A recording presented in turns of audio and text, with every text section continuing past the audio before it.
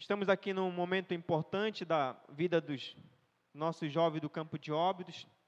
Vocês estão vendo aqui atrás, né, tem um tema diferente, né?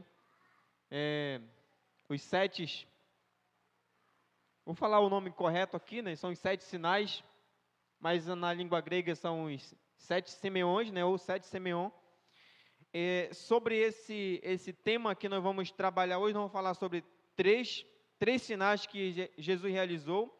E se Deus nos der a oportunidade, nós vamos realizar um outro culto que vamos falar sobre os últimos 4 sinais que Jesus realizou.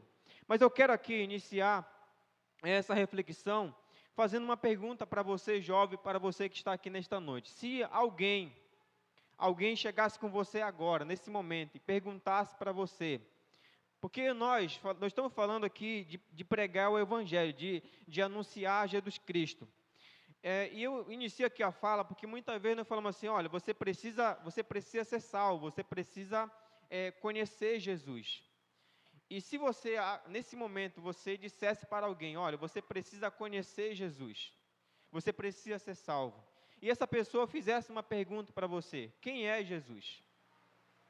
O que você responderia? Se a pessoa perguntasse para você, quem é Jesus? Você que é jovem, você que está há muito tempo na igreja, se alguém perguntasse para você, você está evangelizando essa pessoa, e você assim, você precisa conhecer Jesus, você precisa ser salvo, porque só Jesus salva, e a pessoa vai perguntar para você, quem é Jesus? O que você ia dizer para essa pessoa?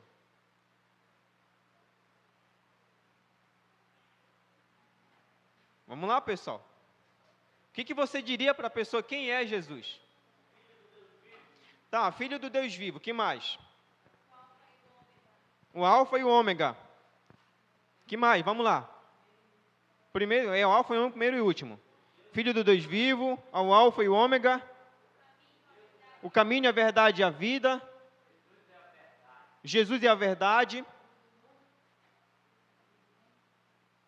Luz do mundo. Mas observe que a pergunta, ela não para aí.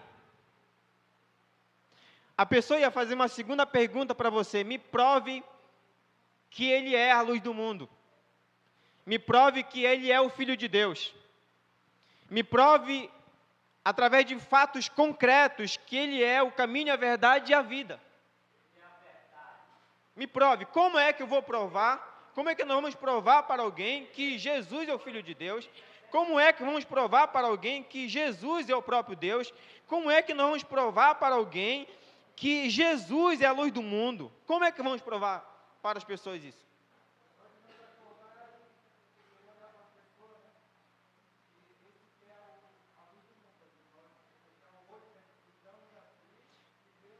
Eu vou ser lógico normalmente para vocês aqui, ó.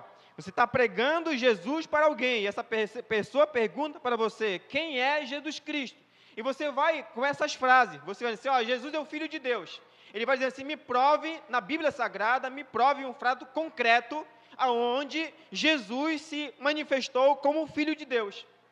Então, quando João, o evangelista João, ele escreve o livro de João, ele tem esse propósito, o propósito de provar para todo leitor da Bíblia Sagrada, para todas as pessoas que já nasceram, que já morreram, que vão nascer e que vão existir na face da terra, dizer para essas pessoas quem é Jesus Cristo.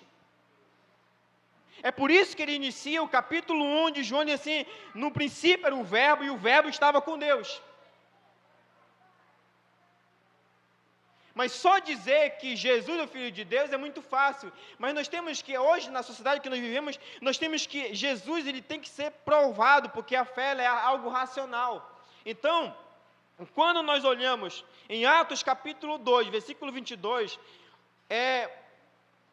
Atos, ou seja, aqui o autor de Atos vai dizer que o ministério de Jesus, ele foi marcado por maravilhas, prodígios e sinais.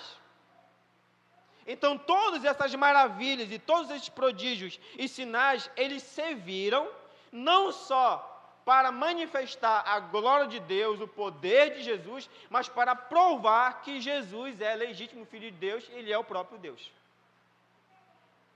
E aí eu faço uma outra pergunta para você aqui nesta noite, na verdade 2 perguntas. A primeira pergunta que faço para você Em qual área da sua vida você precisa de um milagre? Em qual área da sua vida você precisa de um milagre? E a outra pergunta que eu faço aqui para você é: qual milagre você quer que Deus faça na sua vida para Ele provar que Ele é o Filho de Deus? Para você crer que Ele é o Filho de Deus? Talvez muitos de vocês que são jovens estão aqui, talvez vocês não tenham nem noção quem é Jesus. Estou sendo sincero com vocês. Sendo muito sincero com vocês. Sabe por quê? Eu fiquei observando esses dias algo interessante, que é muito fácil nós falarmos de Jesus aqui dentro de quatro paredes. É muito fácil nós cantarmos, glorificarmos o Senhor aqui dentro de quatro paredes. Mas viver o Evangelho lá na rua, viver o Evangelho lá em casa, viver o Evangelho lá na escola, lá junto com o seu colega, lá é realmente que a gente vai provar que a gente é verdadeiramente cristão. É lá que a gente precisa falar e glorificar e exaltar Jesus com a mesma força, com o mesmo entusiasmo que nós falamos aqui. É muito fácil você entrar dentro de um ônibus, você pegar um violão e você começar a cantar, é muito fácil isso. Mas vá para a rua, vá bater de porta em porta, confronte o seu colega, o seu amigo, para falar de Jesus para ele. Para você ver que vai ter uma resistência. Você às vezes não tem coragem de falar de Jesus para as pessoas. Então, quando nos olhamos para o texto sagrado vai dizer que o ministério de Jesus ele foi marcado por maravilhas, prodígios e sinais. E aqui que nós começamos a responder esse tema aqui. Mas o que são maravilhas, prodígios e sinais? O que são esses atos que Jesus realizou para provar que Ele era o Filho de Deus? No Novo Testamento, nós temos duas palavras gregas usadas para explicar essas ações. No caso aqui, as maravilhas e os sinais. As duas palavras são a palavra que aparece em Romanos capítulo 1, versículo 16, que é poder, que é a palavra dunamis, que significa poder, né? Poder. E a palavra sinal, que é a palavra semeon. Então, quando você olha dentro dos outros evangelhos, você vai ver que lá diz assim, Jesus realizou maravilhas, milagres e prodígios. A palavra que aparece dentro dos evangelhos é dunamis, ou seja, quando você olha, por exemplo, aquela mulher que tinha um fluxo de sangue, ela entrou no meio da multidão e ela tocou em Jesus. Lá diz assim, o texto vai dizer que quando ela tocou Jesus falou assim: eu senti que de mim saiu virtude, de mim saiu poder. De mim saiu poder. Então, quando você olha dentro do Novo Testamento, nos evangelhos, você vê, pelo menos nos 3 outros evangelhos, você vê essa palavra dunamis, poder. Mas quando você olha para dentro do livro de João, você não vê essa palavra dunamis. Você vê a palavra semeon, ou seja, Jesus realizou sinais. Jesus realizou sinais. E a palavra dunamis é muitas vezes traduzida por maravilhas ou prodígios, mas a palavra semeon é traduzida por sinal ou milagre. E o que é um sinal, pastor? Já que nós estamos tratando aqui desse tema sobre os sinais que aparecem dentro do livro de João, o que é um sinal? O sinal é uma marca. O sinal, ele é um símbolo. Ele é um símbolo que ele vai identificar alguém, que ele vai distinguir alguém de outras pessoas. Então, quando João ele usa essa palavra semeon dentro do livro de João, o objetivo de João não é só mostrar o milagre. O objetivo de João é mostrar o autor do milagre. É esse o objetivo de João. João não quer só mostrar Jesus transformando água em vinho. João não quer só mostrar Jesus curando um cego de nascença. João não quer só mostrar Jesus multiplicando pães e peixes. João não quer só mostrar Jesus acalmando uma tempestade no mar da Galileia. João não quer só mostrar um morto ressuscitando depois de 4 dias. Não, ele quer mostrar o milagre e ele quer mostrar o autor do milagre, quem está por trás daquele milagre. Então, o sinal, ele vai apontar tanto para o milagre, para o feito, mas o objetivo do sinal é apontar para Jesus Cristo, o autor do milagre, aquele que realizou. Agora a pergunta faz sentido. Como que você provaria para alguém que Jesus é filho de Deus? Basta você contar os milagres, os sinais que Jesus realizou. Esse é o objetivo de João. Então, o objetivo de João, usar a palavra semeion, é apresentar não só o milagre, o feito, mas o autor do milagre. Assim, todo leitor da Bíblia não focaria no milagre em si, mas na pessoa que realizou. E com isso, entenderiam a mensagem do sinal. Cada sinal ou milagre realizado por Jesus apontava para Ele mesmo. Vocês querem um exemplo? Vocês querem ver um exemplo prático que Jesus ele tem coerente com a fala dele? Quando Jesus afirmou assim, eu sou a luz do mundo. Como é que Jesus vai provar que ele é a luz do mundo? Ele vai lá e cura um cego de nascença. Ele afirma que ele é a luz do mundo, e aí ele vai lá e ele vai mais na frente do Evangelho de João, ele vai fazer um milagre que é a cura do cego de nascença.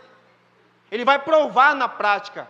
Ele não tem só aqui conteúdo teórico, mas ele tem aqui conteúdo prático. Ele prova na prática que ele é a luz do mundo. Então, cada sinal ou milagre realizado por Jesus apontava para ele mesmo, lançava a luz sobre a sua pessoa e sua obra. Por isso, João usa a palavra semeion, para demonstrar visivelmente o poder, a glória, a identidade divina de Jesus. Não só como Filho de Deus, mas como o próprio Deus.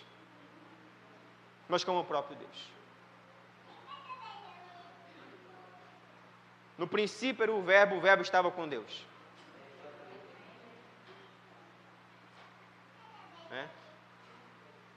Mostrar o próprio Deus. Então, o evangelista João, em João capítulo 6, versículo 30, olha como é interessante. As pessoas perguntaram para Jesus, que sinal, pois tu fazes, para que vejamos e creiamos em ti? Você vê que as pessoas, elas estavam vendo, Jesus está fazendo esses prodígios, esses sinais, esses milagres, e aí eles começam a questionar Jesus, assim, ó, que sinal você vai nos mostrar para provar que tu realmente é o Filho de Deus? Que sinal tu vai nos mostrar para provar que tu és a luz do mundo? E aí o texto que nós lemos, que é João capítulo 20, versículo 30 a 31, o próprio João vai dizer que Jesus, pois operou também em sua presença, na presença dos seus discípulos, muitos outros sinais, que não estão escritos neste livro.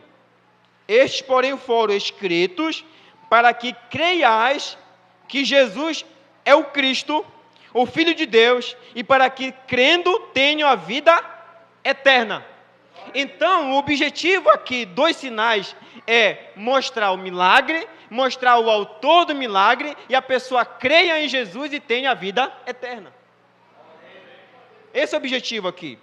E aí, a gente caminha aqui, fazendo 3 afirmações aqui sobre os sinais de Jesus, que aparecem em João. Primeira coisa, observe o que eu estou falando aqui, ó. Eu sei que vocês não vão lembrar, mas vocês vão ter uma noção do que eu vou falar aqui. Baseado em João, capítulo 20, versículo 30 a 31, os sinais de Jesus, ele tem, em primeiro lugar, ele tem valor teológico. Por que tem valor teológico? Primeiro, porque eles vão provar que Jesus é o Filho de Deus. Esse é o valor que ele tem. Primeiro é o valor teológico. Eles vão provar que Jesus é o Filho de Deus. Em segundo lugar, ele tem o valor apologético. Por que tem valor apologético? Porque eles foram escritos para que as pessoas creiam em Jesus. Ele tem um valor teológico, porque ele vai provar que Jesus é o Filho de Deus e o próprio Deus. Ele tem valor apologético, por quê? Porque num debate, aqui é apologia aqui, né? Apologia que te fala, é no momento de um diálogo com alguém que você vai ter que provar quem é Cristo. E aí, no momento que você vai provar quem é Cristo, aí ele vai dizer que você vai contar os sinais que Jesus realizou, ele vai crer nesses sinais, então você vai defender a sua fé em Jesus, baseado naquilo que está escrito sobre aquilo que ele realizou, sobre a sua obra e sua pessoa. E também tem valor evangelístico, ou seja, todo sinal ele tem uma mensagem. Todo sinal tem uma mensagem. E aí as pessoas vão crer nessa mensagem que o sinal vai dar, e as pessoas vão crer, né, na verdade vão ver o sinal, e vão ver quem é que está por trás do sinal, que é Jesus Cristo, e vão crer em Jesus Cristo, e por isso tem a vida eterna. Por isso tem a vida eterna. E aí, o primeiro sinal, que na verdade o texto de João vai dizer que o primeiro milagre que Jesus vai realizar no seu ministério vai ser transformar a água em vinho. Eu estava estudando esse texto essa semana, e a gente, muitas vezes, a gente foca muito no casamento ali em Caná da Galileia. Mas Deus me colocou um outro detalhe aqui dentro desse texto aqui na minha mente. De fazer a comparação entre a água que está dentro das 6 talhas, e depois essa água é transformada no vinho. Então, o primeiro milagre que Jesus vai realizar no início do ministério vai ser dentro de um casamento. Jesus é convidado.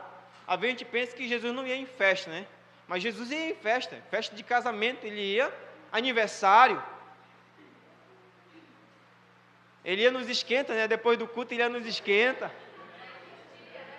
Já existia o esquenta, sabia que existe o esquenta? Casamento aqui, ó. Coitado do André, né, André? O filho do André aí, ele faz uma fake news aí, depois sobe para o André pagar o churrasco para a gente.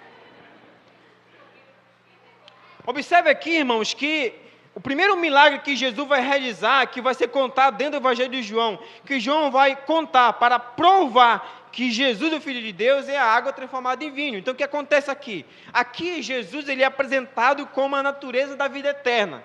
Se você olhar no texto de João, capítulo 2, versículo de 1 a 11, que vai contar esse milagre, a gente primeiramente tem que definir um ponto importante aqui, ó. O casamento, naquela época, ele durava 7 dias. Então, tinha que ter vinho durante os 7 dias. Tinha que ter vinho e tinha que ter comida durante esses 7 dias. Coitada da irmã Vanessa, se tivesse nessa época ainda, né? 7 dias de festa, não ia dar conta de dar comida para vocês, não. 7 dias de festa. O Enilson que vai se casar também, né, Enilson? Pode fazer 7 dias de festa, Enilson, que a gente está lá com você. 7 dias de festa, irmão. 7 dias de muito vinho e de muita comida. Mas observe que nesse casamento existia na entrada do salão de festa, existia 6 talhas. O que era as talhas? Uma espécie de um pote grande, onde tinha água dentro dessas talhas. E para que servia essa água, pastor? Essa água era a água da purificação. Porque o judeu, ele tinha o costume aqui, na verdade a tradição dele, né? Quando eles chegavam da rua, ou quando eles iam entrar numa festa, eles tinham que lavar suas mãos e também tinham que lavar os pés. Eles não comiam sem lavar as suas mãos. E porque se eles comessem sem lavar as mãos, eles entendiam que eles estavam impuros. Então, quando as pessoas entravam nesses casamentos, tinha lá as talhas com as águas. Essa água, tu poderia estar até choca essa água, né? Não era uma água que era própria para beber. Era uma água que era utilizada para lavar os pés e as mãos das pessoas. E aí, o que acontece dentro desse casamento? Jesus é convidado para esse casamento, e a mãe de Jesus, Maria, observa que acabou o vinho. E vinho na Bíblia Sagrada, ele muitas vezes ele apresenta alegria. Então, ou seja, acabou o vinho, acabou a alegria, acabou a festa. Era algo muito triste para o noivo, para a noiva. Era algo muito triste para as pessoas ali, que era o dono da festa. E aí, Maria, ela observa isso. Ela observa que acabou o vinho dentro dessa festa. Aí ela vai apresentar essa situação para Jesus. E aí é interessante que Jesus, ele vai pegar algo que é algo religioso, que as talhas estão ali, a água que está dentro das talhas, que era utilizada para fazer o ritual religioso. E aqui que eu quero começar a entrar um pouco para vocês compreenderem onde eu quero chegar aqui. Para a gente ver que muitas vezes nós estamos apenas consumindo uma liturgia, nós estamos se enchendo de uma liturgia, a gente não está se enchendo de Jesus Cristo. Às vezes, se nós colocarmos aqui a nossa vida como essas talhas aqui, às vezes a nossa vida está tão cheia dessas águas insignificantes que só serve para fazer esse ritual. Às vezes a gente vem para o culto, a gente vem para a escola bíblica, a gente vai para a nossa base, é só porque é algo rotineiro. A gente se tornou pessoas religiosas, a gente se tornou pessoas que cumprem uma tabela só porque o líder está lá, ou porque o pastor mandou fazer, mas a gente não está aqui no culto, ou a gente não está ali na base, a gente não está no momento de oração, a gente não está ali interessado de se encher de Jesus. E aí Jesus vai mostrar para essas pessoas dentro do casamento, ele vai começar aqui a dar algo espiritual para essas pessoas. Ele vai pegar as águas que eram usadas para o ritual ali religioso deles e vai transformar aquilo que era inútil em algo útil. Aquilo que só trazia alegria passageira para eles, para algo que traz alegria contínua. Apenas lavava as mãos, lavava os pés. Entrou, acabou o ritual. Acabou a alegria, acabou aqui a profissão de fé, acabou. Mas Jesus vai pegar esse algo aqui, que é a água, que está dentro das talhas. Interessante que Jesus, ele vai transformar a água que está dentro dessas talhas, que vai até transbordar. Por que transborda? É para que quando as pessoas olhem para lá, elas não duvidem que lá tinha vinho, que lá tinha água de verdade. E Jesus transforma a água que está dentro dessas talhas em vinho. Em vinho. O que eu quero dizer com isso aqui, irmãos, que quando a gente entrega a nossa vida verdadeiramente para Jesus, e não vivemos somente de rituais, Ele transforma muitas vezes essa tristeza que está dentro do nosso coração em alegria. E aqui eu quero fazer uma pergunta muito interessante aqui, ó. A gente vai chegar nessa pergunta que eu falo para você aqui, ó. Então, olha só, quando entregamos a nossa vida a Jesus Cristo, não vivemos somente de rituais, Ele transforma a tristeza da nossa alma em alegria, pois o Espírito Santo, Ele passa a habitar em nós, como afirma Romanos capítulo 8, versículo 9, e Efésios 2, 5, rituais são passageiros e não nos dão alegria plena. Repito aqui, quando nós viemos para o culto apenas para cumprir uma tabela, nós voltamos para nossa casa vazios. E se nós voltamos para nossa casa vazio, quando questionarem lá fora sobre a razão da nossa fé e quem é Jesus, nós não saberemos responder para as pessoas quem é Jesus Cristo. Você vai começar a soltar frases no vento: Jesus é o Filho de Deus, Jesus é o próprio Deus, Jesus é o Verbo encarnado, Jesus é o caminho, a verdade e a vida. Mas me prove um milagre que Jesus realizou, um sinal que Jesus realizou para provar que Ele é o Filho de Deus. E aí João começa a contar sobre a água transformada em vinho. Na realidade humana isso aqui é impossível. Mas aí Jesus mostra o seu poder sobre a natureza, sobre a sua criação, para afirmar que Ele é o próprio Deus, que Ele é o Filho de Deus. Jesus mostrou o seu poder sobre a natureza, e com isso os seus discípulos creram. Se você olhar o versículo 11, capítulo 2, o texto vai dizer que depois que Jesus realizou esse milagre, os discípulos creram. Por quê? Porque eles viram a glória de Deus. E é interessante quando nós vamos olhar essa palavra glória de Deus. Quando você pega um profeta no Antigo Testamento, o profeta no Antigo Testamento vem falar sobre a justiça de Deus, ele vem falar sobre o amor de Deus, mas quando Jesus vem, ele não vem falar da justiça de Deus, não vem falar do amor de Deus, ele vem e se manifesta assim: eu sou o próprio Deus. Então quando ele assim, nós vimos a glória, nós vimos o poder, nós vimos o Verbo encarnado, nós vimos o Todo-Poderoso, agora nós cremos que Ele é o Filho de Deus, nós cremos que Ele é Jesus Cristo. A água nas talhas não traz alegria para o povo, mas o vinho sim. Muitas vezes, como eu falei para vocês, o nosso coração, ele está cheio de coisas que não trazem alegria.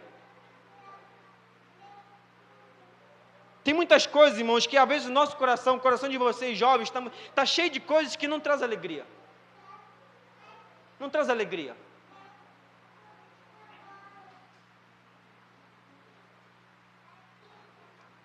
Não sei se vocês sabem, mas nessa semana passada, um jovem da igreja de Óbidos tentou suicídio.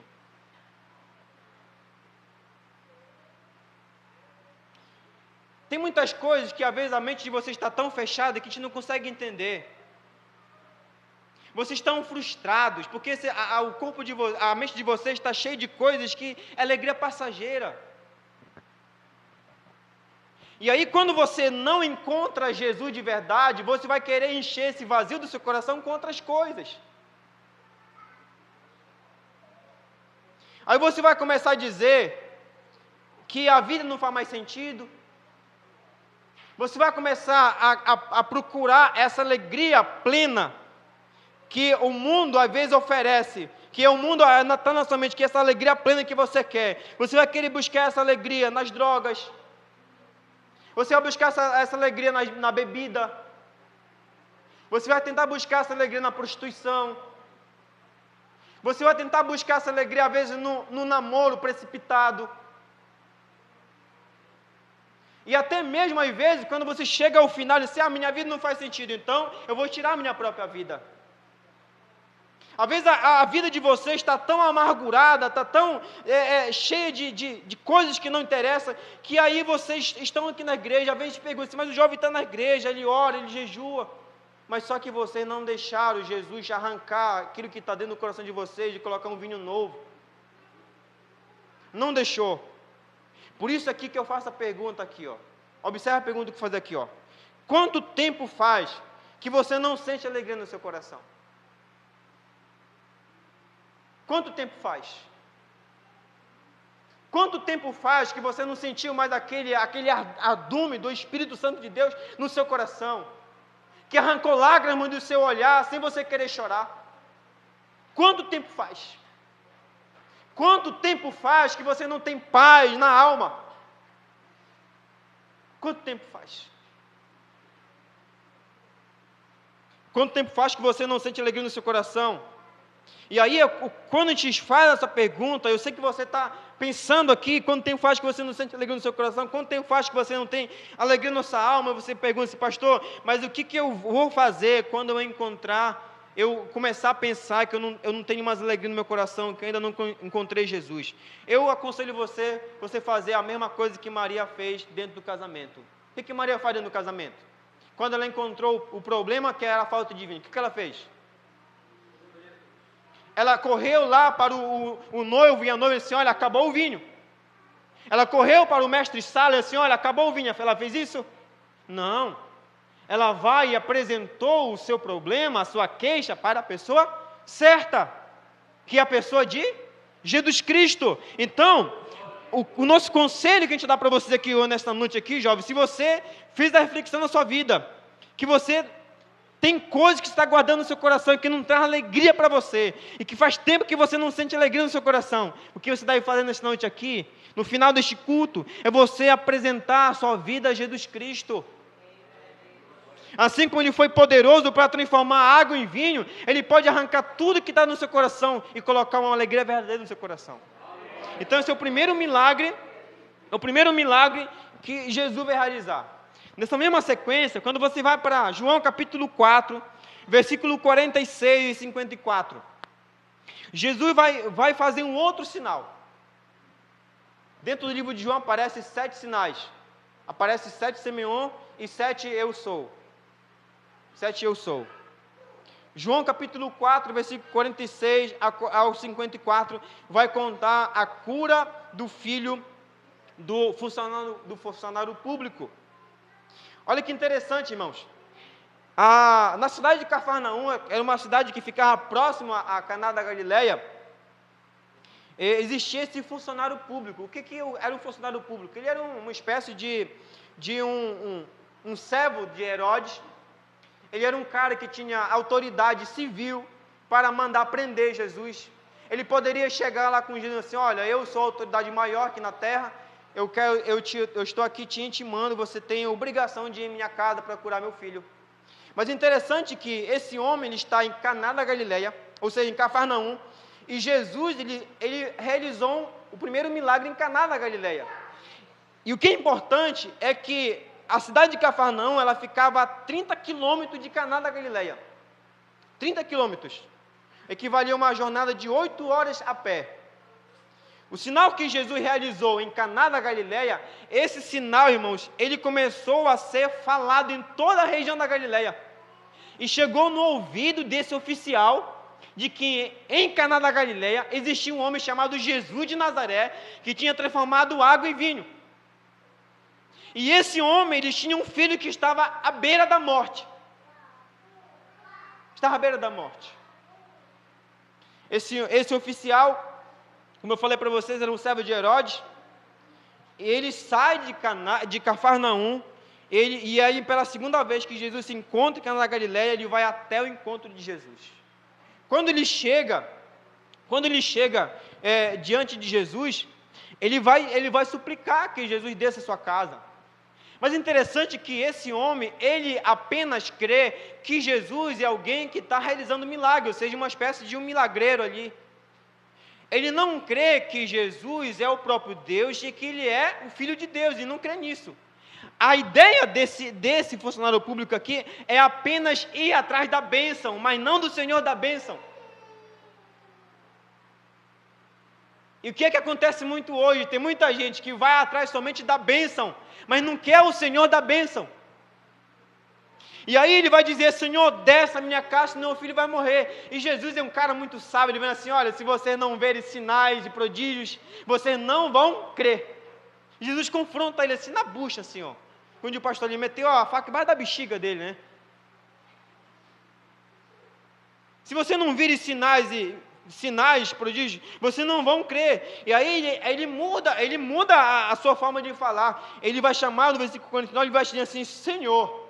Olha que interessante, ele reconhece agora Jesus como Senhor. Se você começar a terminar lendo o texto aqui, você vai ver que esse oficial, diante ou seja, do pedido dele para Jesus, e diante da resposta de Jesus para ele pede 2 vezes: Senhor, desce depressa a minha casa, senão meu filho vai morrer.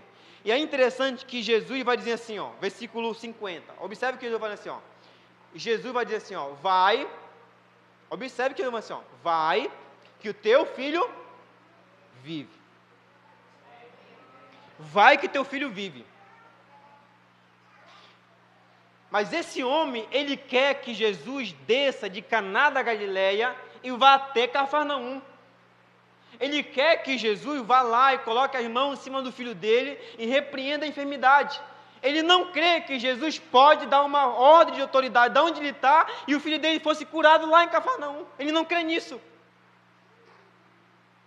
Mas aí Jesus, ele como sendo um mestre, quando ele faz esse trocadilho aqui, ele vai assim, ó, se você não vire sinais e prodígios, você não crê, o que ele está fazendo? Ele está fazendo aqui com que a fé desse homem, ela venha para fora, ela venha a ser colocada nele. Aí Jesus fala assim, vai que teu filho vive. E diante dessa palavra de Jesus, esse homem ele toma 2 atitudes. 2 atitudes esse homem toma.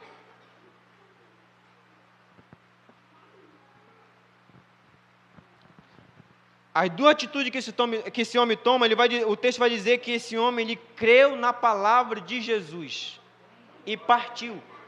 Ó, Jesus fala assim, olha, vai que teu filho vive. Quando Jesus fala essas palavras para esse homem, o texto vai dizer que ele creu. O que é crer, pastor? É confiar, é acreditar, é descansar na palavra do mestre. Ele diz que ele creu na palavra de Jesus e partiu. Seguiu para a sua casa. É interessante que o texto vai nos dizer que quando foi às 13 horas do outro dia, ele seguindo para a sua casa com a sua caravana, os seus servos vêm ao seu encontro. Imagine essa cena. Ele está indo para a sua casa, os seus servos vêm ao seu encontro, talvez ele avistou de longe assim, meu filho morreu.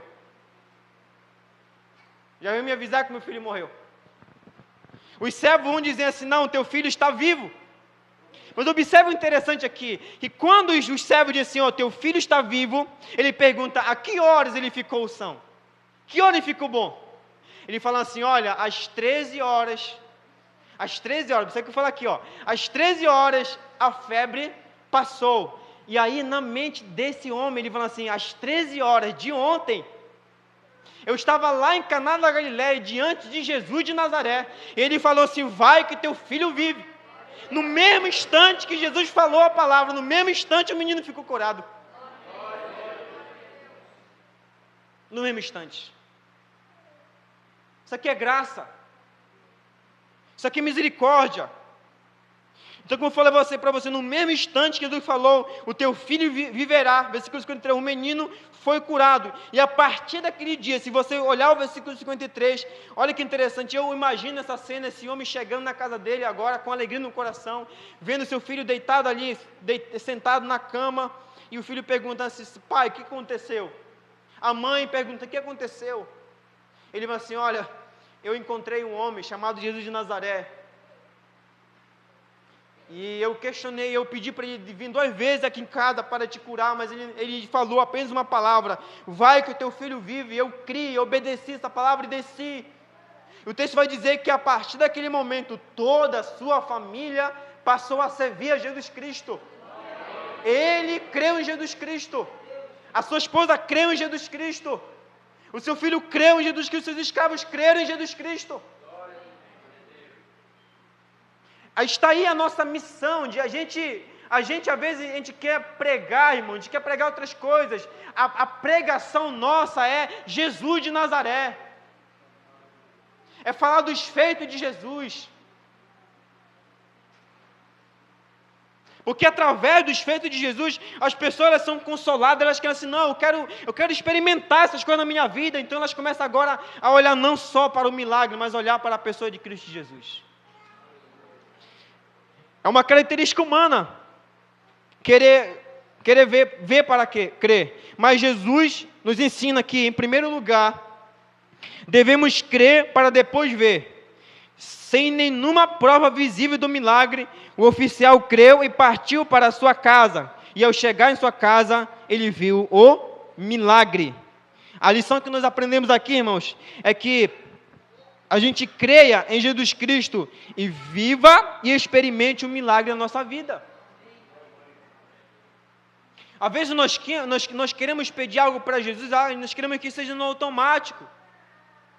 Mas Jesus ele quer fazer com que a nossa fé seja exercitar ali. Eu quero ver até onde esse meu servo, essa minha serva, eles têm fé em mim. Até onde? Um dos erros que nós cometemos é que nós desistimos muito rápido daquilo que nós queremos.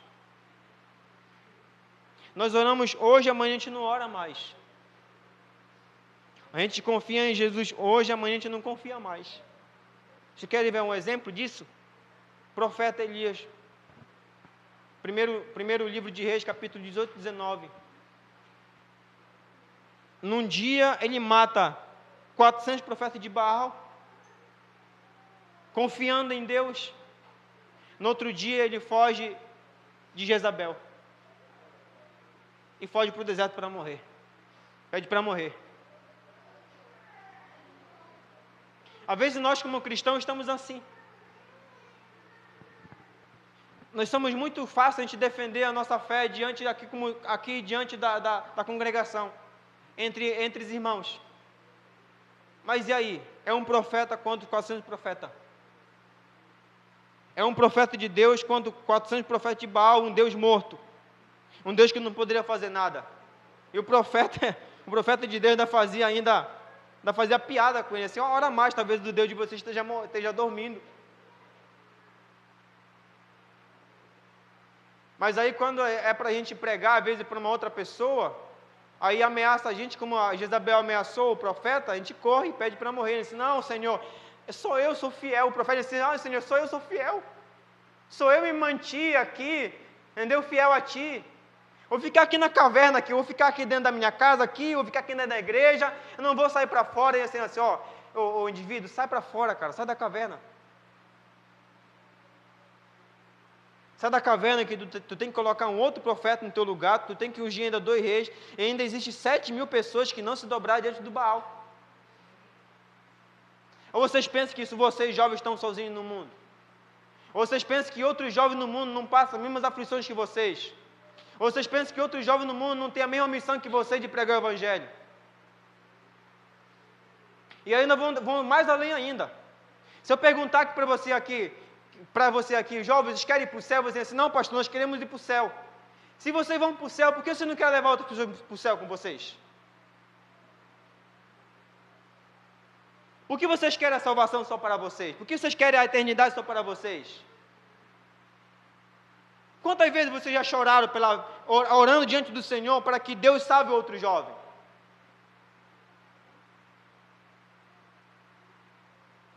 Vocês conseguem compreender isso? Porque a realidade é isso. O jovem que ainda não aceitou Jesus, ele está sentenciado a morrer. E você sabendo disso, o que você vai fazer diante dessas coisas? De saber que existe uma sentença sobre ele chamado morte. Pela justiça de Deus, todo jovem que ainda não aceitou Jesus, não estou falando só de jovem não, estou falando de toda pessoa que ainda não aceitou Jesus, tem uma sentença sobre ele chamado morte. E você é a luz do mundo. Jesus falou assim: vocês são a luz do mundo e o sal da terra. Vocês são a minha boca, vocês vão dar continuidade nessa missão. E aí, às vezes, a gente está lá perto do nosso colega lá, a gente está de boca fechada. Às vezes, a gente não está nem de boca fechada, a gente está fazendo a mesma coisa que está fazendo. A gente está praticando as mesmas coisas que está praticando, mas que luz é essa que está fazendo a diferença nas trevas? Lembre-se, vocês são luz do mundo. Luz do mundo. E aí, quando o texto vai nos dizer que nós precisamos crer. Sabe o que é crer? É você olhar com um olhar de fé. É você crer primeiramente em Jesus Cristo para você ver o milagre acontecendo na sua vida. Talvez vocês estão aqui, jovens, talvez pela fé que vocês têm em Jesus, é o caminho que Deus está utilizando para o pai de vocês, a mãe de vocês, o colega de vocês, o vizinho de vocês, venham a crer em Jesus Cristo também. Porque as pessoas elas querem ver mudança na sua vida. Quando elas começam a ver a mudança na sua vida, assim, eu quero esse Jesus também para mim, porque eu vejo mudança na vida dessa pessoa. Agora, se você entra na igreja, você diz que você é cristão, e você vive como se não fosse cristão, você continua praticando as mesmas coisas que antes, que diferença você faz no mundo? Que diferença você faz? Eu vou usar uma frase aqui, uma frase de muito impacto aqui, ó. Durante as aulas, os estudos de Romanos aqui, a gente compreendeu uma coisa. A gente disse assim, eu vou entrar na presença de Deus. Observe o que eu falo aqui, ó. Ninguém entra na presença de Deus. Quem é cristão não entra na presença de Deus. Quem é cristão está sempre na presença de Deus. Então observe o que eu falo aqui, ó. Se nós cristãos estamos sempre na presença de Deus, você não para pensar quando você faz uma coisa errada? Hã? Está só a gente aqui, né? Só a gente com o colega. Vamos. O pastor não está vendo, papai não está vendo, o meu líder do MJ não está vendo, o meu líder da barra não está vendo, meus amigos não estão vendo. Estamos lá, na surdina, né? Mas esse olho não pode estar vendo. Mas aquele lá de cima está vendo. Aquele lá de cima está vendo.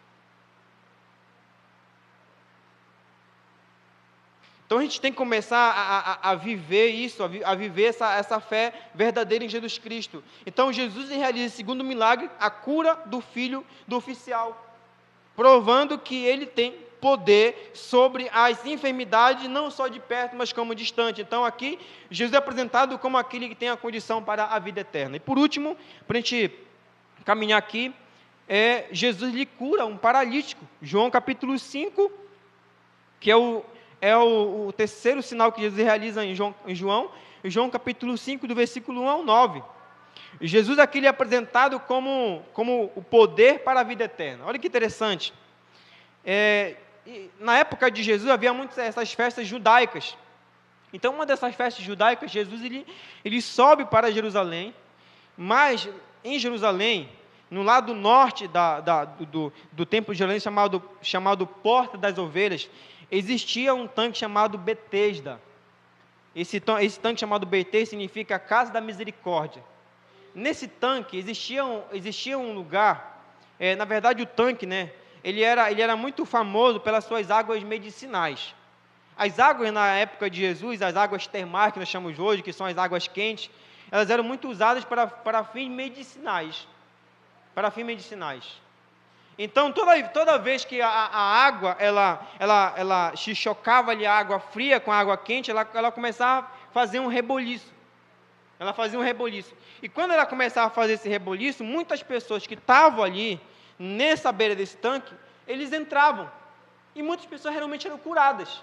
Mas você vê que a água não poderia curar todas as enfermidades. Porque o texto vai nos dizer que lá nesse lugar, irmãos, nesse tanque, existiam muitos enfermos, como cegos, coxos e paralíticos. Todos estavam ali debaixo a versão vai dizer debaixo das varandas ou debaixo dos alpendres. E aí Jesus, ele não quer saber de festa. Jesus, sabendo que ali existem pessoas que precisam dele, que esse tanque de Betesda também é chamado de um grande hospital público, né? Uma tradução vai colocar como hospital público. Jesus, ele entra nesse lugar e vê muitas pessoas ali. Mas Jesus não sai curando qualquer pessoa. Jesus, ele vai especialmente em um homem que ele está com 38 anos naquele lugar. É 38 anos vivendo à beira desse tanque, esperando que no momento que a água mexesse, alguém colocasse ele dentro do tanque para ele ser curado. 38 anos. O texto vai nos dizer para frente que ele cometeu um pecado, e por causa desse pecado, ele ficou dessa situação. A gente não sabe o que aconteceu com ele, né? Se ele roubou alguma coisa e quebraram a perna dele, mas ele está 38 anos lá. Sabe o que é 38 anos? Se esse cara, vamos supor que ele tinha aqui 20 anos de idade, quando ele fez o ato.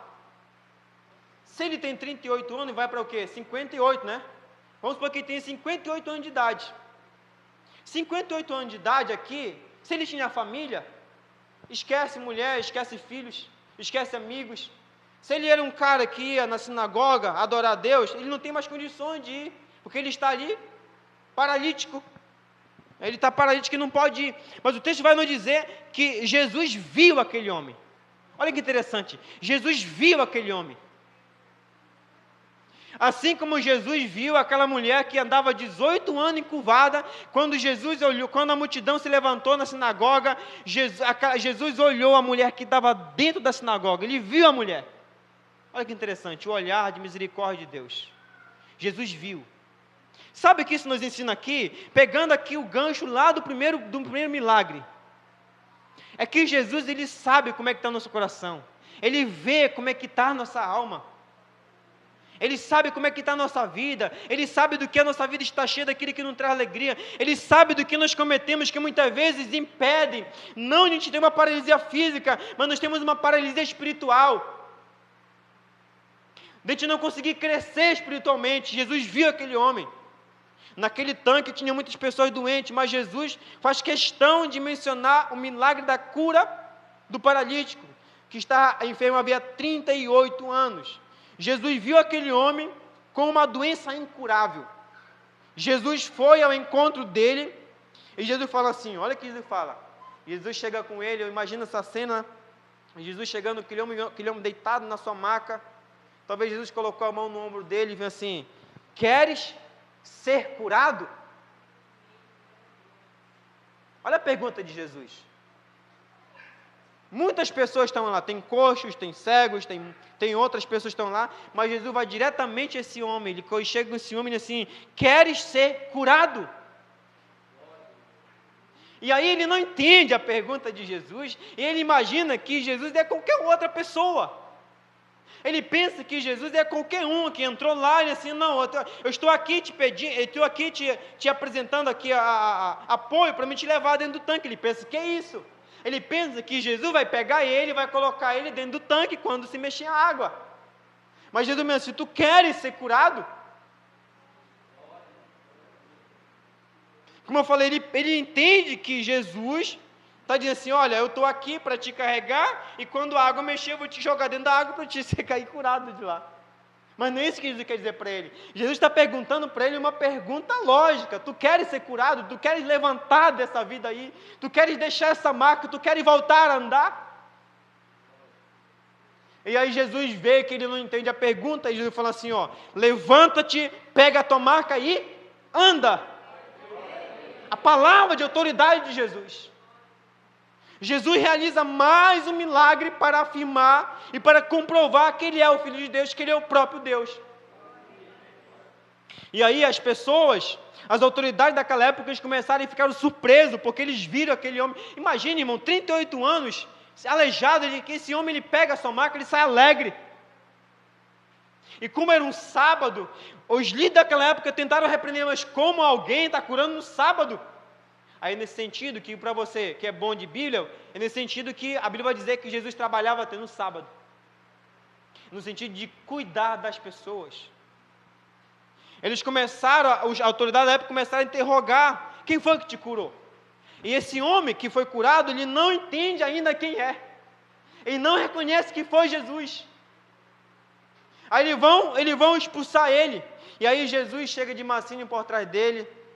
E aí ele vai dizer assim, olha, não cometa mais um pecado para que não te aconteça mais como você estava. Aqui no texto não diz que esse homem creu em Jesus. Mas Jesus agiu de misericórdia com ele, de graça com ele, para provar para as pessoas que ele é o Filho de Deus, que ele é o próprio Deus. Então, quando a gente chega aqui à conclusão da nossa reflexão, existem algumas explicações para entender a mensagem desse sinal. Primeiro, os 3 primeiros sinais, ele mostram como ser salvo, ou seja, pela palavra. Pela palavra, Deus falar fala, e a água foi transformada em vinho, pela fé. Jesus, ele exercita a fé do oficial, do rei. Ele, pela fé, ele creu, e ele foi salvo, e também seu filho foi curado. E por último aqui, Jesus age de graça com esse paralítico. Então, a gente tem aqui, primeiro sinal, na boda de Caná, casamento. O que existe aí? Falta de vinho. O que Jesus traz? Jesus traz amor e Jesus traz alegria. Está faltando paz no seu coração nessa noite? Jesus está aqui nessa noite para trazer a paz para o seu coração, para trazer a alegria para o seu coração. A cura do filho do oficial, o que tinha? Doença. O que Jesus traz? Saúde. Jesus traz saúde. O paralítico lá, ele estava abandonado, ele exclusão na sociedade. O que Jesus faz? Jesus traz solidariedade a ele. Ele inclui novamente na sociedade. Você vê que Jesus, ele vai suprindo as necessidades em cada área da vida do ser humano. Em cada área. Um milagre, a água transformada em vinho. A área, onde foi a área? Família. Jesus agiu dentro da família. Dentro da família. Por onde vem a fé, vem pelo ouvir o quê? A palavra de Deus. A cura do oficial, onde era o espaço. O homem pensava que Jesus poderia curar se ele fosse lá. Jesus não. Jesus, ele curou a distância de 38 quilômetros. E assim eu tenho o poder de curar aonde eu estive uma pessoa. E o terceiro, a cura de um paralítico. O tempo. O tempo deixou ele preso naquele lugar. E Jesus trouxe para ele novamente a cura da sua fisicamente. Então, além de realizar sinais, também Jesus se apresentou, a gente faz uma conexão aqui, ó. Jesus apresentou, eu sou a ressurreição e a vida. Eu sou a ressurreição e a vida. João capítulo 11, versículo 25. Naquela família não existia mais alegria. Jesus trouxe vida e trouxe alegria para aquela família. Quando ele transformou água em vinho. Jesus também falou assim, eu sou o bom pastor. João capítulo 10, versículo 11 e 14. Aquele que cuida dos desamparados. Aquele paralítico no tanque de Betesda, ele estava desamparado pela sociedade. Jesus, como um bom pastor, foi lá e cuidou daquele homem. Aí você para pensar aqui, pastor, mas será que Deus ele pode sentir compaixão de mim nessa noite? Pode. Pode sentir você de compaixão da sua família. Ele pode cuidar de você se você foi abandonado pelo seu pai, pela sua mãe, pelos seus amigos. Isso causou uma frustração no seu coração. E Jesus está aqui nessa noite para abraçar você, para curar você, para libertar você. A cura do paralítico, né? Ou seja, eu sou a porta. E o terceiro, eu sou a porta das ovelhas. A fé em Jesus é a única entrada para a eternidade. Quando Jesus aprende dessa forma, a gente faz a conexão aqui com o oficial do rei. O oficial de Herodes, ele creu e recebeu a cura do seu filho e também a salvação da sua família. Amém? Então, quando nós trabalhamos esse tema aqui, que são os 7 sinais de João, primeiramente a gente aprende O primeiro sinal que aparece em João é a Jesus transformando água em vinho. O segundo é Jesus curando o filho do oficial do rei. Em terceiro, Jesus curando um paralítico que estava há 38 anos de enfermidade. Se Deus nos permitir, a gente vai tratar os outros últimos 4 no próximo culto que a gente vai ter aqui. Então, fica aqui, irmãos, essa palavra de Deus para o seu coração, sabendo agora que Jesus, para provar que ele é o Filho de Deus, ele realizou sinais. Não só para mostrar o milagre, mas para dizer também quem ele é. Amém? Que vocês creiam.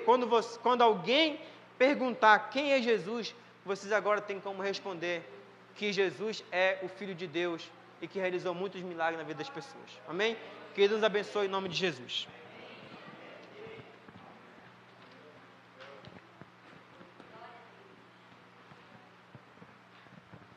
Glória a Deus.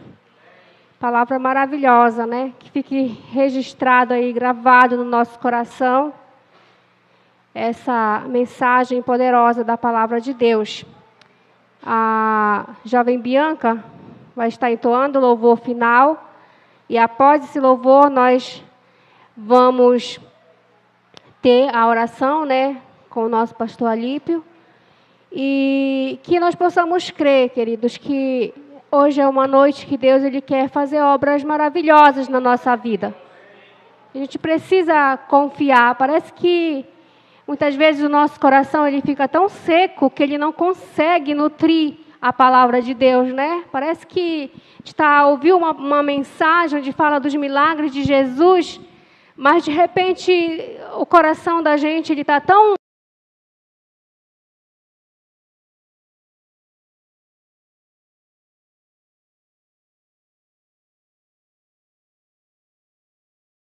aqui é uma noite onde esse Jesus aí que operou esses milagres, ele está presente aqui conosco. Eu me emocionei bastante com a apresentação do teatro. Eu confesso que me deu assim um tremor no corpo, uma crise de choro, porque a gente viu aí o processo da criação e a parte emocionante ali de Jesus, um bebê. E de repente Jesus ele desenvolve seu ministério fazendo essas coisas tão maravilhosas na vida das pessoas, e ele passa por todo aquele processo de sofrimento, mas infelizmente eu sempre digo que para muitos a morte de Jesus, o sacrifício de Jesus se tornou apenas uma história contada na Bíblia, não causa efeito mais na vida de muitas pessoas. Mas nós precisamos manter firme essa chama desse amor por Jesus e pelo sacrifício que Ele fez por nós. A gente não pode, de forma alguma, esquecer esse amor de Jesus e nos esforçarmos para fazermos a vontade dEle, né? Para deixar essa água nova, essa renovação, realmente encher os nossos corações. Vamos ficar em pé, vamos adorar o Senhor. Vamos glorificar o nome santo do Senhor Jesus. Feche seus olhos, adore ao Senhor, glorifique ao Senhor. Coloque